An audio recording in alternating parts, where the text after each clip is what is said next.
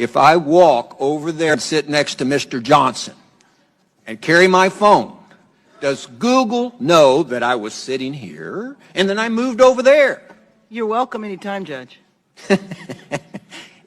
Yes or no?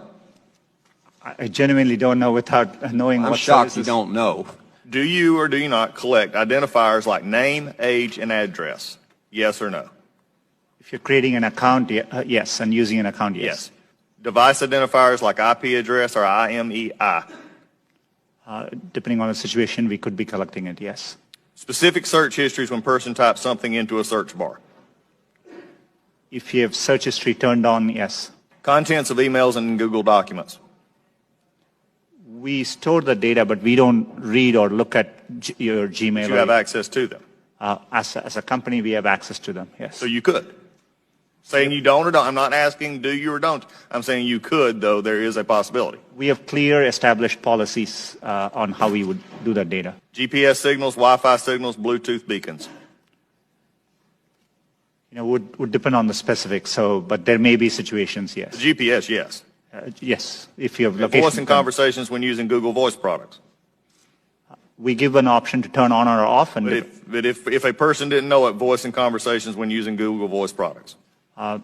Yes. We only record when they initiated with OK Google and then say the terms after. Do you believe that Google has been brought out here in some question is biased? Congressman, it's really important to me that we approach our work in an unbiased. Do you believe that Google is biased? It's either yes or no. No, not in our approach. Why, number one, does Google need all this information? We can answer that in the fact that 86% of your revenue comes from advertising, so we know you manipulate the data in some ways. However, can you explain what you do to minimize this data, which is generally an accepted standard practice among those who collect data? Our goal is, but we are providing, for example, if we are providing you a service like Gmail, which we have done for 15 years, that data, we need to store it for our users, so they expect us to. So we are trying hard to match users' expectations. We don't need, our data for advertising, as I said earlier, most of it comes from just the keywords you type. And so, we need minimal data to do advertising. We give you options to turn ads personalization off. We store most of the data we do today to help give users the experience they want, and that's what we're trying to do. How do you explain this apparent bias on Google's part against conservative points of view, against conservative policies? Is it just the algorithm, or is there more happening there?